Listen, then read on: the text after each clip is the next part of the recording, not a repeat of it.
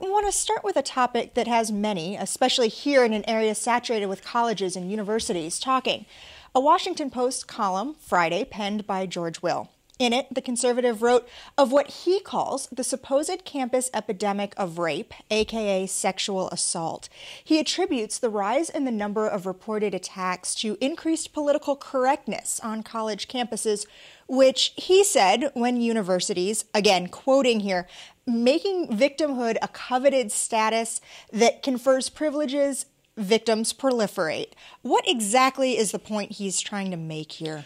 Well, I mean, this isn't the first time that Will has written about sort of government overreach or political correctness on college campuses. And he even, toward the end of that column, made some points that some people would agree with regard to speech codes and this new thing of trigger warnings in classrooms. I mean, those are problems for free speech advocates. But that whole message, if that's what he was trying to say, got completely swamped by this stupid thing that he said about sexual assault. I mean, being raped is not a coveted or privileged status. It's not. And Katherine, this is a subject you have edited countless stories on, taken the lead with at the Missourian.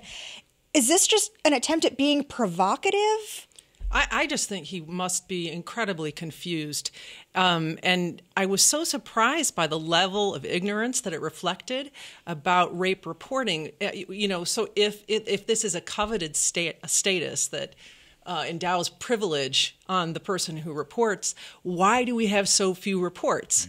We did a story that we published last year about how few cases go to our student disciplinary office, 2 in 2012, compared to 90-some reports to the RSVP Center, and then 14 reports to MU Police in that same year. So even when women come forward and report, they do so with great reluctance. So that strongly suggests, and I have seen this in my own reporting back in the day, that it's an unpleasant process.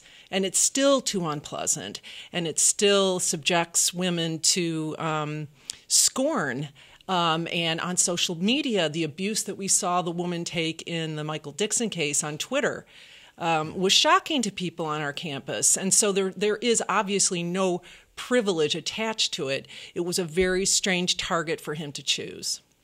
There are a whole lot of people calling for the Post to cut ties with him. Is this something that reaches that level?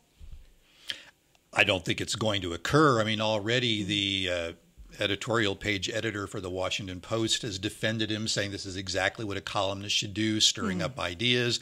Hey, we're going to print a lot of other viewpoints that are different from Will's. And so I seriously doubt, even with sort of the social media, and we talked about how they tend to ramp up these kinds of controversies, I don't think he's going to be fired, whether you believe he should be or not. Well, if the question is, should he be, I would be somewhat encouraged to see that happen, actually. I think that this kind of point of view is it needs to go away. And if George Will can't do better as a journalist than to do so little research on the subject that he's writing about, I don't know that he deserves a platform. I mean, I do think there ought to be, and there is in some quarters and in some media, a conversation about why we see such an epidemic of sexual assaults on campuses. And I hope we'll have that conversation without falling back on all the politically correct stereotypes. For example, I mean, Ruth Marcus wrote a piece in the Washington Post back in the fall where she was talking about how a journalist at Slate had said, young women need to understand there's a binge drinking problem on campus. Right. And it's not blaming the victim to say that maybe you need to be careful and take care of yourself.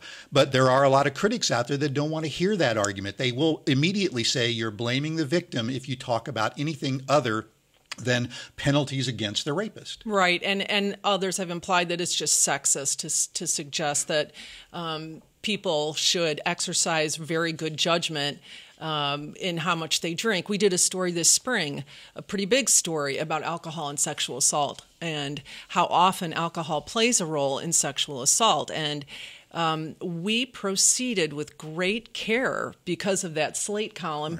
Right. I was aware of some of the minefields ahead, but it is a really important subject for people to be discussing freely. And I've got to say, I mean, it's easy to talk about, the culture, but I do think that the media contribute in some negative ways to the culture that allows for this kind of behavior. I'll just give you an example. The Huffington Post media critic wrote a piece about the George Will here this past week, and running down the side and below that column were teases for these stories. Kris Jenner approves of Kendall's topless photo shoot. Katy Perry rocks itsy bitsy teeny weeny yellow bikini.